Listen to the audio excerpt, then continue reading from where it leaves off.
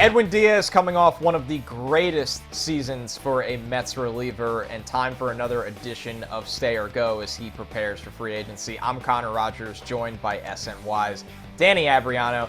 Danny, do I really have to ask this one? It feels like there's mutual interest for Edwin Diaz to stay and for the Mets to keep him around, but how do you envision this one for the Mets offseason? And this really seems like the most obvious and the easiest decision they'll have to make all winter. Diaz, by all accounts, wants to be back.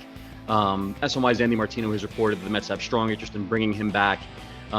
It just seems like a marriage that's destined to continue, and maybe it'll take 5 years and $100 million or so, which is a lot of money for a closer. But as we've seen with Diaz, not only in 2022, but since 2020, he's been a dominant force, and he really should get locked up pretty quickly here.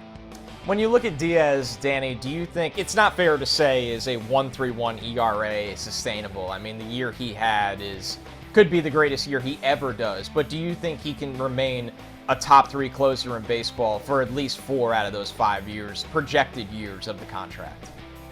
Well, he's still in his prime, so it gives me confidence that he's not going to fall off anytime soon, at least in a big way.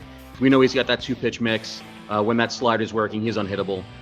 We've seen that when he doesn't have the slider, it can be a little bit of a struggle.